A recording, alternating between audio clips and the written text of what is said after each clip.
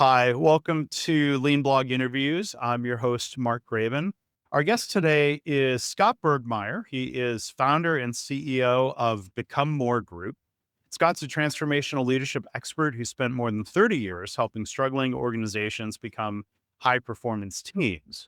So Scott's helped teams at organizations like Google, Procter and Gamble, and Bridgestone reverse years of stagnation, work through deep rooted leadership breakdowns, and rebuild from there. He holds a PhD in organizational development and leadership from the University of Arizona and an MBA in organizational leadership from Ashford University. He's a 7-time Iowa Recognition of Performance Excellence recipient and winner of the Bridgestone CEO Award. So, Scott, welcome to the podcast. How are you doing?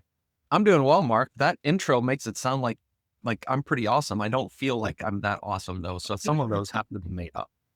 Well, you made them up. AI made them up. I don't know. Either way, that's good. I can't help but notice you've also got a coffee mug with your logo. Branded mug. Yes. My favorite mistake mug. I don't have a Lean Blog Interviews coffee cup handy, but it's all right. It's about all that time in Iowa. That's how you and I crossed paths. Yeah. I believe Iowa Lean Consortium when you were living in the state. Yep. Great things happening with Lean in Iowa. Yeah, for sure. And we're going to get acquainted let the audience get to know you a little bit better. I always like to hear people's origin story. Like, what's your Lean origin story? How'd you get involved in this type of work? Why did that become such an interest in a career path for yourself with Lean and quality and improvement? Yeah. It's funny because and I often wonder, does anyone ever actually start out trying to do this? Like most people I've met, they never try to do this. So I don't talk about it much, but I am a chemist. I was working in a lab and I had the boss of a boss came to me and said, "Hey, we're going to this talk. You should come. Would you like to come?" And I've always been taught when your boss's boss's boss said, "Hey, would you like to?" that you just say yes. You don't think about it. You don't ponder it. You say yes, go.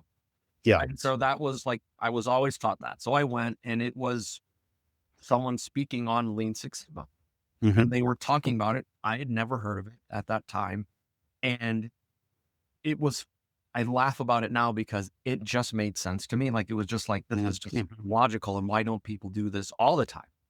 And that's really when I started. I went and got my Lean Six Sigma black belt and went into quality and kind of went from there and had a chance to get involved in Baldrige and other things. And that just it just kind of became part of who I am, that I now tell people when I do training with them or I coach with them, at some point it becomes a disease. You can't turn it off. It's always on it's just actually we have a new employee and it is this is her 1.5 week.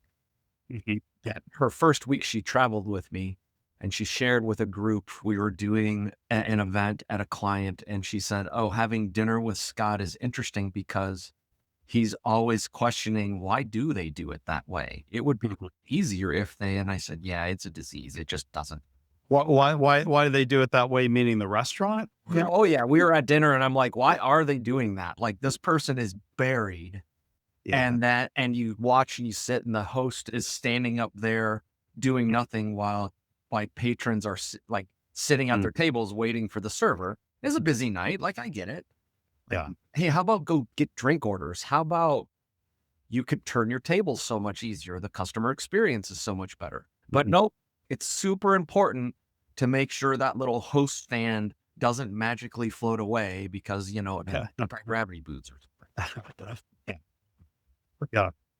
Well, and I think but back to your question of why don't people do this all the time? Why isn't this the default? I mean, I think in a lot of industries, there are methodologies, like Lean or Lean Six Sigma. People don't get invited to a talk and people are maybe just kind of, just stuck in, well, this is the way we've always done it.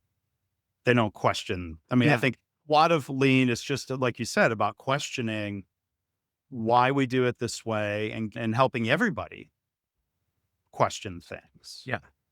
And it becomes really if you really peel it back, there's a little bit of scientific problem solving with it. Sure. It's a lot about, are you curious? Are you curious and are you thinking about it through the eyes of the customer or the patient or the patron or whatever you define as the customer? Yeah. And are you making it easy for them Right. Yeah. to I mean, connect with you, work with you, whatever that is? yeah. And I think, that moment of curiosity or questioning, certainly it has to be backed up with something more, because if people say, well, it could be better, but they don't feel confident in their ability to make it better. Yeah. They might keep wondering, or, and it might not lead to any real benefit for the organization. Yeah. So yeah, there's these different chains, and I think you and I would agree it comes back to leadership. And, so you've studied that and you help people with that and you write about it. Tell us about your most recent book for those who are Oh, on. yeah. So I'm going to hold it up. Yeah. Think the Road Less Traveled with you and Tammy K. Rogers. Yeah. Yeah. So Tammy's my business partner. And years ago, we started to see this trend of people doing weird things. And we kept asking, like, why did they do that? Or why did this person make that decision? Or why did they act like that? Or whatever it is. And we started to boil it down. And what we recognized was people's were frankly just not thinking. And they were more, stimulus response. And, in the book, we say, hey, people's thinking is about as deep as a parking lot puddle. We're not really thinking, we're just responding to a stimulus. Yeah. And as we started to research it and dive in, what we found was people, and this is like a really blanket statement for people were operating at a low, in a lower part of their brain. They're operating in their lizard brain many, many times. Yeah. And there are cognitive biases that we all have, little shortcuts that we use. We jump to conclusions. We say, yep, I got to go. And I just take off running. And so we took the approach and we gave the most common cognitive biases, we gave them characters. Yeah. So there's a confirmation bias character. For, I'd love to make the joke. I see confirmation bias everywhere I look. Yes. We're all prone to this because it is part of the human conditions in our brain. For sure. But better to be aware of it. And I guess similar to being aware of waste, being aware of the opportunity to do things better. That's the first start. But what do we do beyond awareness of these traps? I'm flipping back through here again, echo chamber, Evelyn. Yes. Just really back everything she hears like it's an absolute fact. Yeah. So what do we do beyond being aware of these different traps? Yeah. So when you think about it, we all fall into these traps. Like none of us is perfect. We're also not suggesting that we need to overthink. There are times that the light bulb goes out. Yes, the most logical thing to do is just change the light bulb. Like we don't have to root cause and dive deep. Now, that's the third time this week a specific light bulb was burnt out. Right. One might suggest changing the light bulb isn't the correct course of action. So there's a time and a place to think a little deeper. And am I aware, or am I aware of my surroundings enough to connect those dots? Or am I so busy focused on being busy that I don't even notice? Okay. We then talk about how we kind of approached it was then looking at what are the tactics that we can do to give ourselves time to think. So some of it is, are you carving out time to think on your calendar? And when we talk to leaders, many of them aren't even spending 10 minutes a week just thinking about whatever they need to think about. It could be, how am I doing leading people? Am I connecting with them? It could be, how are we doing executing our strategy? It could be, what are the things that are keeping me up at night that I need to start to process through? What do we need to do a little different so Yeah. that it maybe doesn't keep me up at night, or starts keeping the workforce up at night less, or whatever those things are? Mhm. And I Yeah. think it's like, wow, you're not even spending 10 minutes a week doing that, when 10 minutes a day, maybe 30 minutes a day, depending on, where are you in an organization? How are you doing that? Yeah.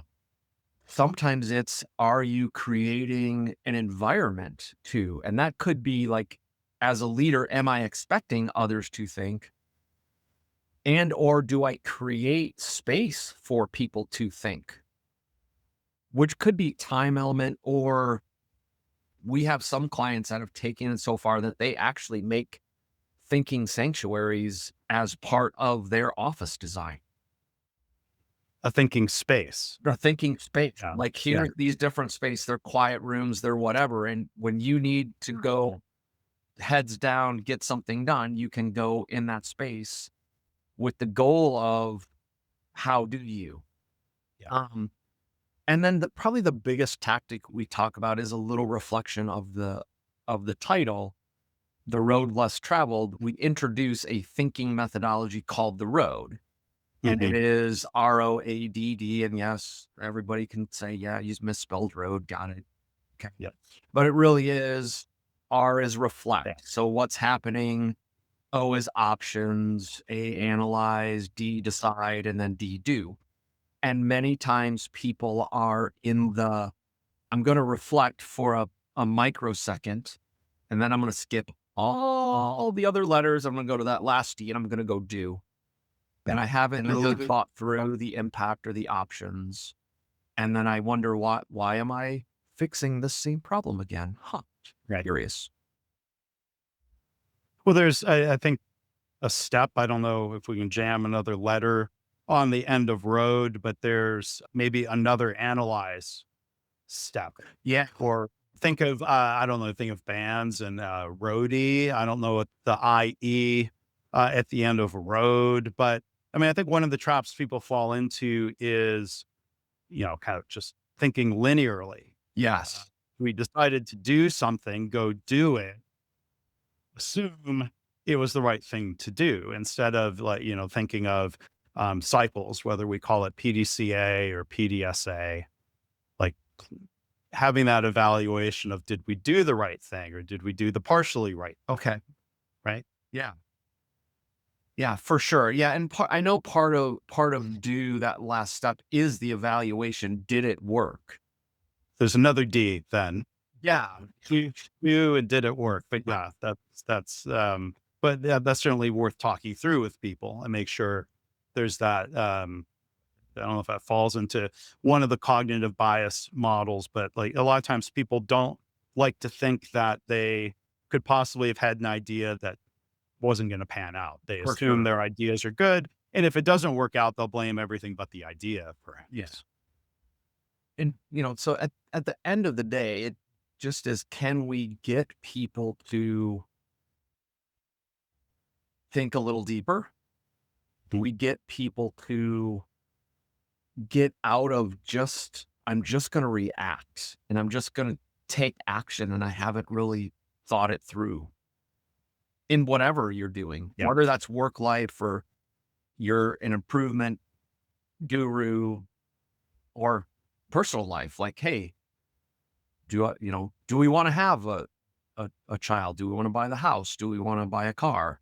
Or what kind of house, or what kind of, right? Any of those things I can process through in a logical way. The other thing we found is the brain science is really clear that when I'm not thinking, I'm operating in that lower cognitive part of my brain, the lizard part of my brain.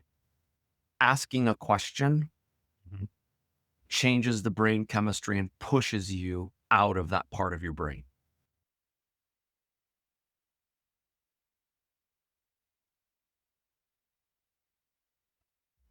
We identify the trap or the problem of not thinking or shallow thinking. I'd love to dive into some of the countermeasures that you talk about in the book. And I'm going to hold up again for those who are watching on video. I love the word and the imagery here. Where it talks about cultivating a culture of thinking and a brain with arms and legs tending to a garden. Like, yeah, I chose that word cultivating with my most recent book, The Mistakes That Make Us, cultivating culture, Yes. learning and innovation. Because I mean, I think, the culture, it's not something that we just install. I do think of it as kind of this living thing that we need to tend to constantly. Right. First, tell us what, that word cultivating means to you, and then let's talk about what we can do as leaders. We can't just snap our fingers and have a garden with Yeah. vegetables suddenly, Yeah. right? My assumption is whether or not you intend to or not, there is a culture in your organization. And we would suggest, or we subscribe to the idea that I'm going to purposefully choose what's the culture I want. Mhm. Once you said, hey, that's what I want, or I want these kind of behaviors, activities, traits, now I have to cultivate that, which means I have to grow it, which means I have to plant it, which means I have to, now we're going to have a whole ag commentary here. I got to seed it, which means I have to do some sort of development or training, and I have to water it. And you know what? Sometimes I have to trim the weeds, which means, hey, if someone's not aligning in your culture, trimming the weeds is I'm going to hold them accountable, or I may have to Mhm. vote them off the island. Yeah. Really, you're not voting a bunch of people off the island all the time.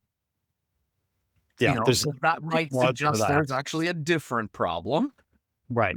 But it's this piece of, if I'm going to cultivate, it's going to take time to get to that point, and it's an action.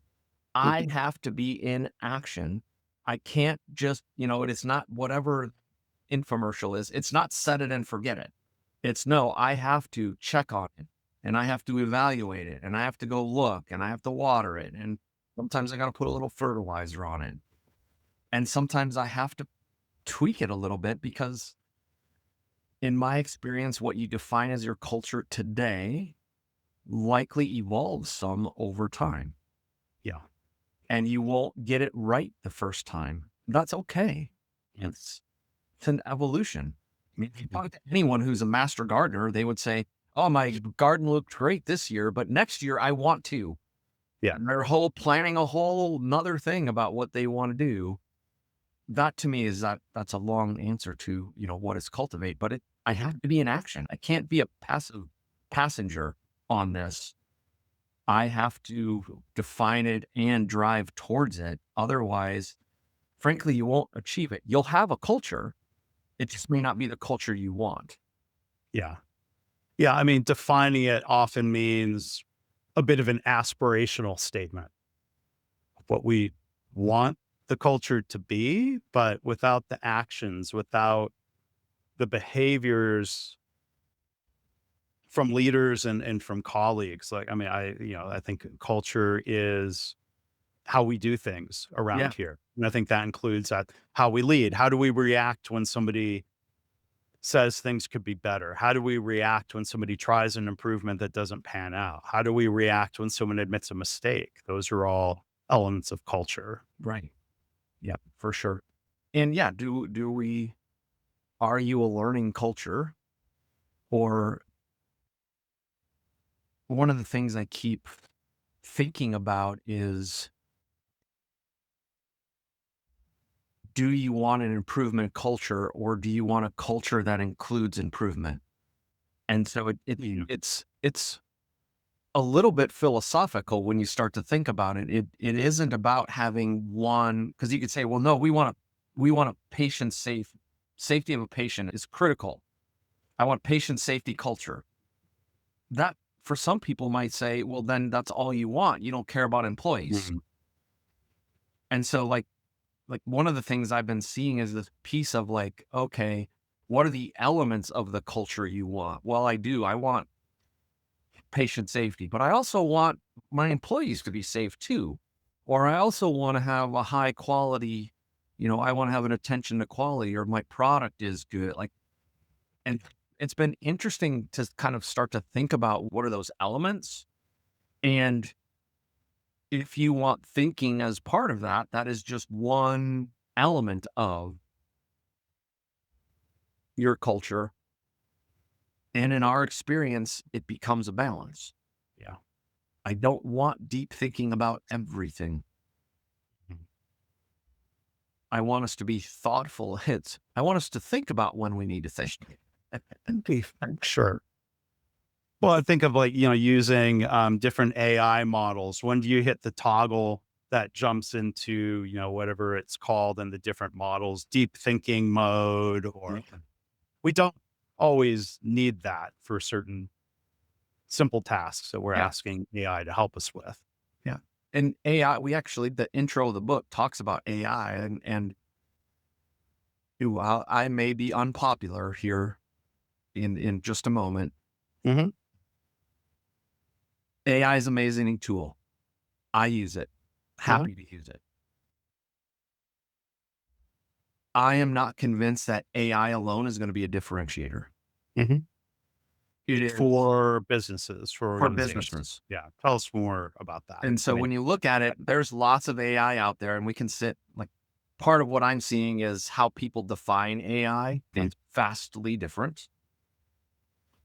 And then second is this piece of if I am going to blindly say AI without having some parameters and thinking around it, you are asking for pain and suffering. mhm, Okay. So if any of us have used, there's a skill set for how you write a prompt. There's a mhm, skill set for how I'm going to use it. There's a skill set for, and there are some things that it is amazing for. Like I could tell you, I have used it to like, hey, I actually did it last week. We're pretty old school when we do training. We're flip charts and yeah, handwriting, and people are up moving around because in our experience, people learn better in that environment. yeah, I took a picture and I dropped it in and I said, hey, type all this out for me. My mhm, part's a little more sophisticated than that. right, And that saved me an hour of being in formatting. So like totally makes sense. I can tell you it didn't get it right. yeah, And so if I was just going to, submit that, no. And so to me, it's like, can I be thoughtful in my prompts? And do I have enough context for the business, the organization, what we're trying to accomplish to say, is this directionally correct?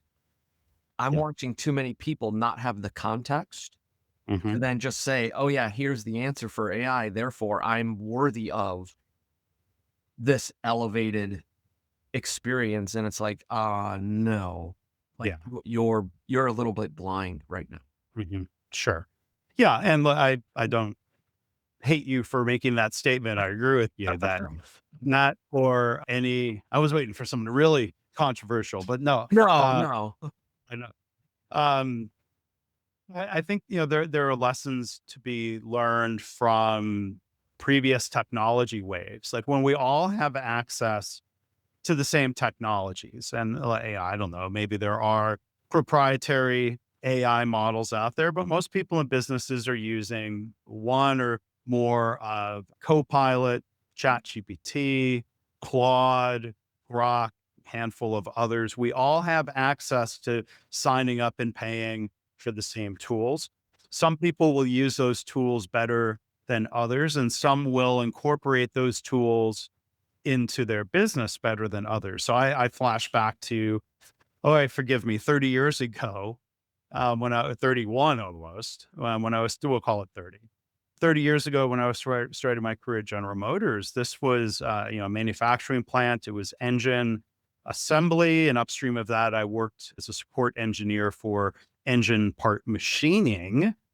And at some point when that line was designed and General Motors bought the same equipment from the best manufacturers in Germany, and they copied the layout of Toyota facilities with the conveyance between machines and trying to intentionally limit WIP between the machines. And, you know, You buy the same equipment and our results were roughly half. Classic, it could have been data straight out of the machine that changed the world. Our productivity and effectiveness was probably half of everybody else because, like, for one, that approach to automation and equipment flew in the face of the GM mindsets. Like the managers there wanted to build up whip everywhere they could Right. because that, in their mind, protected us against the next machine downtime. And a lot of the machine downtime was because management wasn't letting workers change the tools at the proper frequencies because we got to keep the line running, which Yeah. ironically made the line break down more. We weren't as good as maintaining it. We weren't, and so it just goes to show like GM had all these dreams in the 80s under CEO Roger Smith of the lights out factory. The vision was that they were going to try to automate everything, and Right. they wasted tens of billions of dollars on something that was either way ahead of its time or just a pipe dream to begin with. So I wonder, it makes me think whatever the cognitive biases were back then, we're probably prone to repeating it with exciting new technologies we call AI. Yeah. What are your thoughts? No, I think that's spot on. I mean, I think there will always be tools, technologies that are going to have a blend of benefit and distraction. And are we wise enough to, like, yeah, I mean, there's always going to be a learning curve, right? And am I wise enough along that learning curve to look at it and say, how does this actually fit into my organization, or how does it benefit my organization? And where might it be a distraction that I need to pay attention to, or where it might it go off? And, I'm watching organizations say, well, we need to have policies and we need to, and yeah, I don't disagree. We need to have some guidelines, some fundamentals. And we also need to say, you know what? AI isn't the end all be all, is not going to solve everything. Mhm. It has the potential to streamline some things. It has the potential to solve some challenges. And um, how are we preparing the workforce for that? How are we preparing ourselves for that? How are we? And so it's just, for me, it is a little fascinating to just, when we say, hey, let's do AI, what does that mean? Right. And I actually believe in most cases, leaders are saying, how do we improve and how do we use this technology to improve? And then, of course, it's improve what, and what level of quality or outcome do we anticipate? Is it I'm trying to save time, or is it I'm trying to reduce effort and mental strain? Is it I want people to work at the top of their skill set. Don't want them to do mundane. Back in the old days, if I needed to figure out how to look up a Excel formula, I had to look it up in a book, and then we graduated to Google. Yeah. And now AI writes it for us now. And it's being cool. It allows me to elevate my thinking. Am I going to design the organization to allow that level of elevated thinking? Mhm. Yeah. And Yeah. I'm not sure that people are thinking about that part. Back to your core thesis, we're not thinking enough, We're or we're not. thinking too shallow. Yeah. It's Shallow. and it's not saying it's a faulty premise to say let's integrate AI. It's just saying to accomplish what and then what. Right. Yeah. Are we automating something that we shouldn't be doing in the first place? Right. Yes. That's a trap we've seen for a very long. Yes. Yeah. Yeah.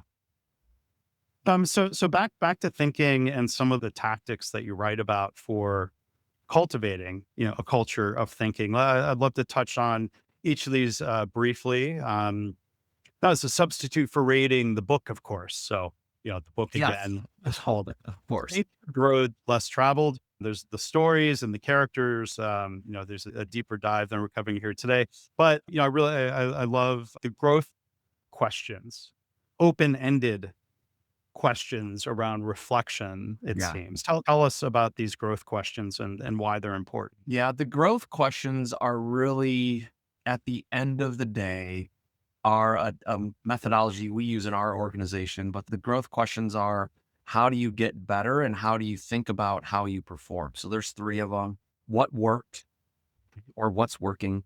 What didn't work? Okay. And what will you do differently or what could you do differently? Yeah. Now, the whole intent of that is to let's celebrate the things that are working. Mhm. Let's be honest about what's not working and Yeah. let's just put it on the table. Like, and we need to do it in a way that we can hear each other, etc. We don't need to be a jerk. And then let's really look at how do we do something different.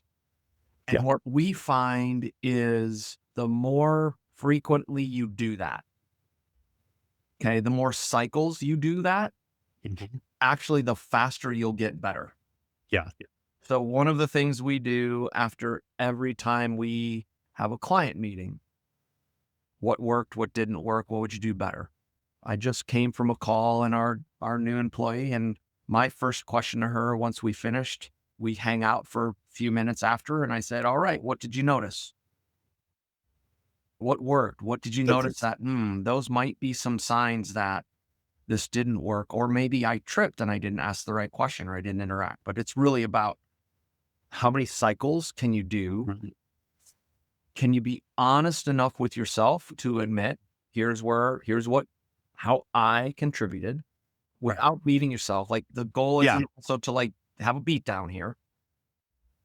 There's a fine line between reflection and beating yourself up, right? Yes. Yeah. And it's okay to say, yep, I didn't handle that well. And Mhm. I could have handled that better. And maybe what do I need to do differently is I need to go apologize. And a real Right. apology, not a shallow apology. Yeah, not a shadow. Yeah. Yeah. Yeah. I Not mean, not unless you don't not like the yeah. person, then you can not worry about If you were I'm sorry if you were offended. Like, no, no, no, no, no. it. Yeah, that's a lovely one. Not a real apology. But, Yes. you know, there's parallels, that come to mind, like those reflection questions that are useful for troubleshooting or problem solving. Similar question, you think about like, well, what did we do? What did we expect to happen? What actually happened? What did Right. we learn from the gap? What would we do differently? Great questions. And, I think we have a strong culture at KaiNexus, as I often do. I'm wearing a KaiNexus shirt today. And, at KaiNexus, there's very much a culture of the cycles formally or maybe twice a year when we get together as a group and different leaders and different people talking about different versions of those three questions. Yeah. What went well? What went wrong? What did we learn? Yeah, absolutely. And there's a culture, it starts with the co-founders, with our CEO, Greg, and with our COO, Matt. They lead the way with that. So like you said, it's not a shaming session. It's not a beat yourself up session. It's certainly not a beat others up session. So that's one thing we do well. And I think if you have the formal cycles twice a year, you get more of the muscle memory to be doing that on a more ongoing basis Right. with Yeah. every project, with every initiative, right? Yes. And really the more you can make it normal and not beat people up for it and like Mhm. it's okay. Yes. I'm thinking about the one we just learned and we had two or three of us looked at this contract for a client and we all missed that the travel element, right? And so we misput that travel was included and it should not have been. Yeah. And so, yep, that was a painful lesson, Costly. costly, painful lesson. Yeah. And yes, it's like, it doesn't mean you're not frustrated. It doesn't mean you're like, oh, that's okay. We don't want to beat each other up for it. We want to say, hey, yep, we missed it. And the person who wrote it missed it. And I missed it because Mhm. I looked at it. And so we have to say, what did we learn? Well, we learned that And hey, how do we make sure we don't copy paste the wrong terms and conditions on a Yeah. go forward basis? And Yeah. Because and we also don't want to. I watch so many people say, "Oh, well, what we need to do is have more eyeballs on it. Let's double check and triple check, quadruple check." yeah, right. And I'm like, Well, yeah, that's no, and not and there's a reality in a psychology, and I think this is something Dr. Deming used to talk about. When you have two people inspecting something, there's a bit of maybe a different mental trap where if you're inspecting it and I inspecting it, my brain says like, well, I don't have, Scott will catch it if I miss it. And we both maybe mentally can't help but slacking off a little bit. right. And how many organizations have had double checks? This happens a lot in healthcare because the underlying process isn't well designed. It's not mistake proofed. So like the semi absurd kind of rhetorical question is, well, if double checks are good, what about triple Right. checks? And if we're a patient safety culture, I mean, like, well, no, there are better ways of um, accomplishing these goals. But so when you think about your reaction to mistakes, yeah, I mean, I don't think we have to say it's okay. It's not good that we made the mistake. Like one lesson I've learned, I've heard my wife talk about this as an executive, is you can acknowledge the impact of the mistake Yeah. and still keep the focus on learning and prevention and improvement. It's not some sort of Shangri-La of like, oh, we don't care if you made a mistake. We care. This isn't Yeah. about just not making people feel bad, because look, I'm sure you all felt bad in that scenario, but feeling bad isn't enough to fix anything, and Right. I think there's, this idea of how do you do a good job in the book of talking about structuring thinking, maybe related to thinking as memory. How do we structure the memory Yeah. so that when we're faced with a similar situation, we don't forget the lesson learned? And there's this piece of when you think about, and pretty much almost any animal, if you really step back and think of it, we avoid pain and we lean into pleasure. So can I make it pleasurable to do it the right way? Yeah. Okay. Mhm. Or if I can't make it pleasurable doing it the right way, can I make it painful enough that no one will want to do it the wrong way? We can sometimes get that misguided by saying, "Oh, I'm going to make it so painful if they don't do it right, I'm going to fire them." No. Well, no, it has to be painful in the moment, Mhm. not after the fact. And threatening, no, like that. I mean, I guess it worked in the 30s, 40s, 50s. Like we could say, So I don't know. Did it? I don't know. well, Did it? Maybe I people were don't. compliant, right? Yeah. Do you want compliance or do you want belief? And that is a core decision you as a leader or as an organization might want to think about. And in my experience and change is some percent of the population, you're probably going to get compliance first. Mhm. I And don't think that. that lead to belief. That's okay. It's just if I'm only going to do it for compliance, Yeah. it's not going to last. Yeah. And, we talk about these aspirations. I've never heard anyone say we are a culture of compliance. They want the culture of innovation. They want the culture of improvement. Compliance is not part of, let's say, that Baldrige roadmap. Yeah. It's not most, maybe, having good standards and standard work that we can follow. It's easy to do the right thing. That's probably table stakes or just the bare minimum. Right. We want compliance culture is probably, no, that's probably not the path to world-class performance. I want to explore a little bit, you said something earlier, I think is, interesting. And, I'm sure you have thoughts on the psychology involved. Being honest with ourselves, being candid, and those two words that aren't exactly synonyms, but they're related. A lot of times we think about like, can you speak up honestly and candidly about problems in the workplace? And like, yeah, it depends on how my boss reacts. But being honest with yourself is a different situation. Like what have you learned about some of the barriers to being honest with ourselves versus things we can do to encourage that kind of even just the admission to ourselves of, yeah, I made a mistake. What do I learn from it? Yeah. This piece about, am I honest with myself? I always think about it. Can I hold the mirror up and look at myself in the mirror and truly say, I am being truthful and realistic about whatever this situation is? Or am I blaming? Because many times, if you really peel it back, when I am not owning it, I am blaming something or someone else. Mm. And am I then stepping back and saying, no, no, no, how did I contribute to that? That doesn't mean other people don't need to own their part. And it has to be, in my experience, is I then have to ask myself, am I willing to do something about it? I can tell you I'm a terrible golfer. I really don't care. I have no desire. I have no desire to play that. I have no desire to do it. Right. So I'm okay not getting better at that. Sure. Because if you do it, it's social or it's for It's a work thing. social, and even then I probably wouldn't do it. Yeah. Yeah. I'm not a golfer either. Yeah. And so it's looking at it and saying, if I'm going to spend the time doing that self-reflection, I also have a decision to make to say, what am I going to do about it? And not doing anything is a decision.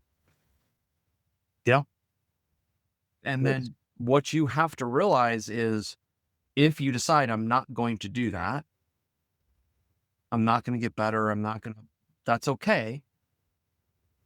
Then you have whatever consequences or outcomes that you have. And you have to look at that and say, yep, I decided Yep. I'm going to do that.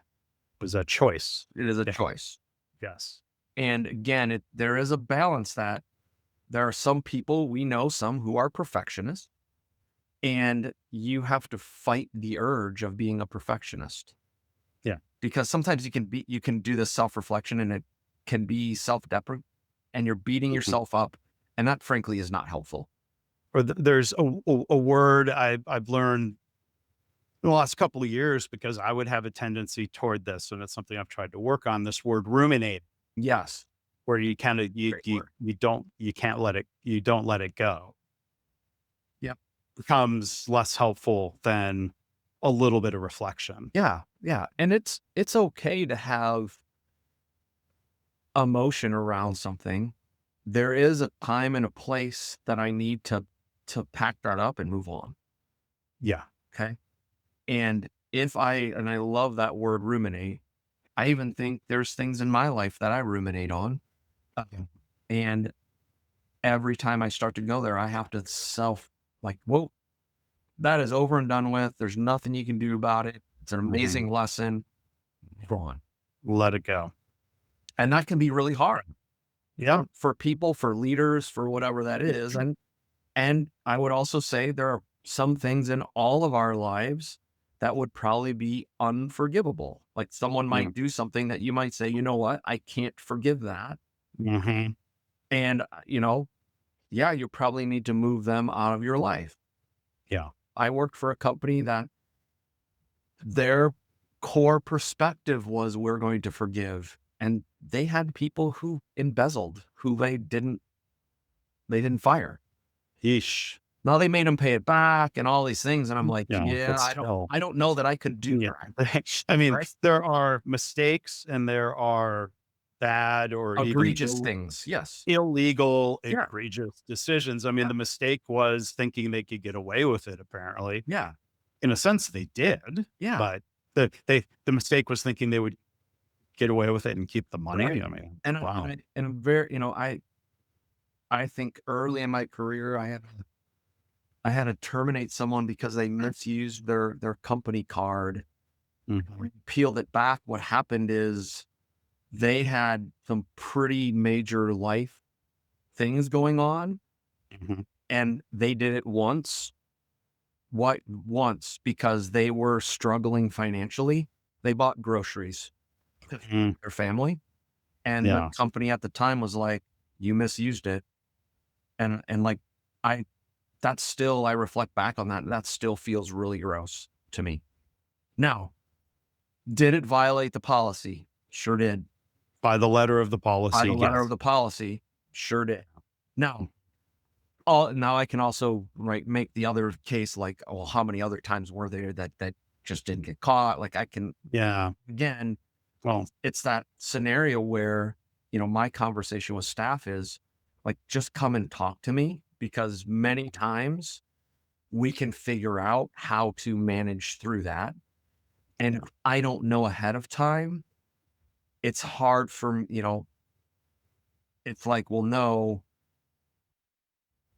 unfortunately, we jump to a negative conclusion. Were you trying to hide it? Were you trying to, versus, hey, I'm in this tough spot. I did it.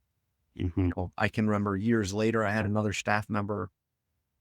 They reached out. They're like, I was traveling. I had to do this. And I just want to let you know, this is what happened. And Yeah. like, can we take it out of payroll? Of course. Like, I swiped the wrong card. Like, there's lots of, Sure. becomes very different. Back to your original question about how am I self-reflecting and trying to grow becomes crucial. Yeah. Yeah. I mean, a systems view might look at a situation where somebody needed to buy groceries. And, even if the company decided to fire someone or hold them accountable, you might step back and think, what do we want to do proactively as a company if somebody is struggling financially for some reason? Some companies have, kind of like a kind of, mutual aid situation where, a lot of times people don't like asking for help, but if it becomes at least a little bit more normalized, that if somebody's hit a rough patch, Right. that's going to happen. That's bound to happen. It'll happen again. Like,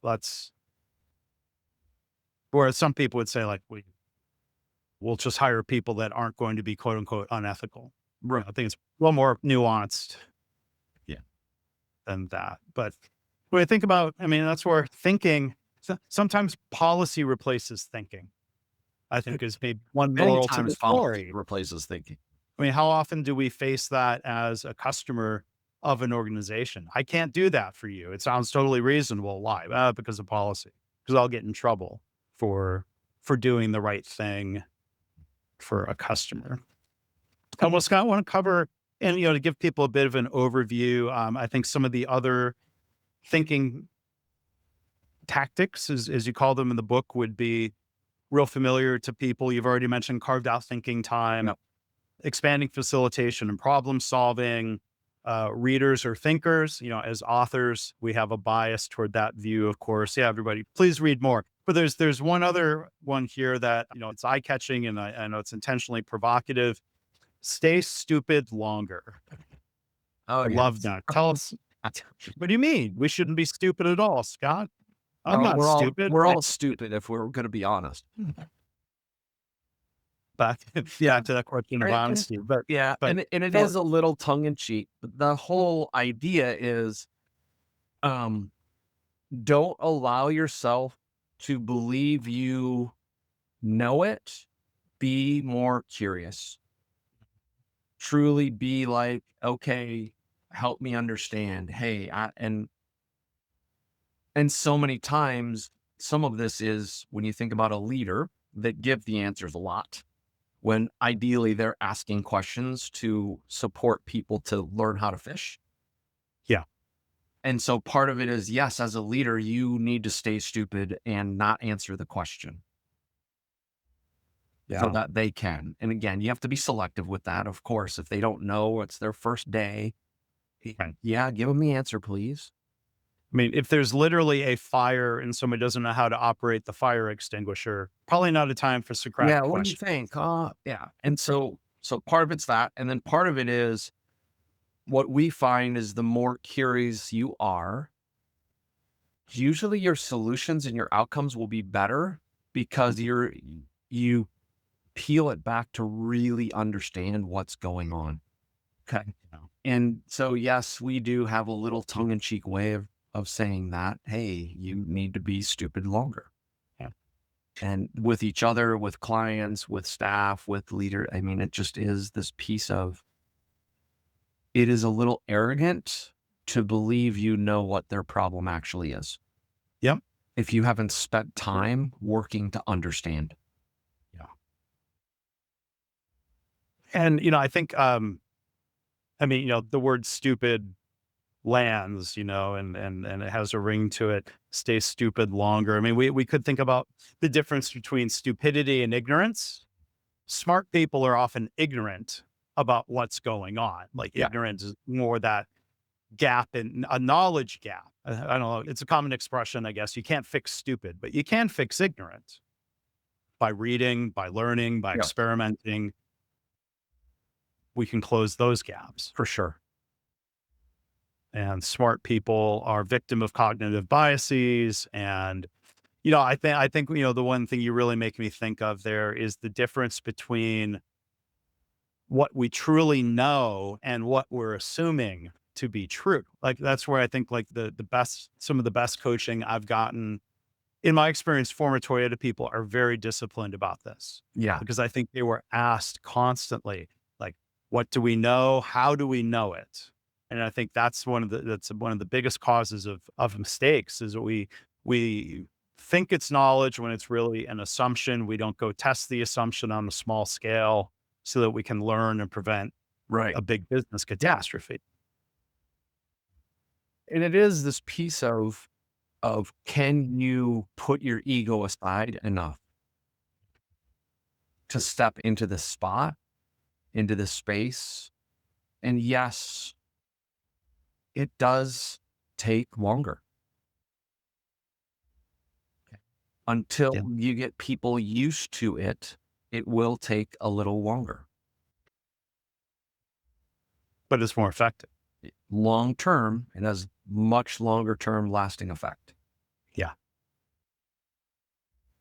Well, that's a great note, I think, to end it on, Yeah. Scott. So to end the episode, thank you. Again, our guest, Scott Burgmeyer, on the book we've been talking about mainly here today, Think, The Road Less Traveled. We've been thinking, you've thought a lot about thinking, Scott, Yeah. and thank you for prompting us to think about it. And then another book also co-authored by Scott and Tammy. Thank you for sending me this book as Oh, yeah, well. absolutely. Chief Optimization Officer. What's the elevator pitch on this book? Oh, yeah. I always, I always forget we wrote that one. No. The premise of that book is we believe many organizations are missing the opportunity to have a role and that role's function is to push the organization to be better. Mhm. And so that the book makes the premise for why this role is important, some of the attributes of that role. And again, whether or not it sits really on the executive team, but really it's looking at it and saying, who is that at the team and who is pushing the organization to be better? And we can sit and split hairs about the title, but at the end of the day, we would suggest that many times lots of people are trying to make it better and they're actually not aligned in what or why they're trying to push it in a direction. Yeah. So it's also this case of how do we get aligned so that we're all going in that same direction. Well, thanks, Scott. Again, Scott Burgmeyer, our guest today, founder and CEO of Become More Group. Look for links in the show notes to the books. The company, it's becomemoregp.com is the address. And Scott's podcast, Mission Matter Business Podcast. Hope you'll check that out. Not instead of this podcast, but in addition to this podcast. So, Scott, thank you for joining us here today. Really appreciate you being here and for sharing the book with me and great things to think about. Yeah. Thanks, Mark. It was great to be here.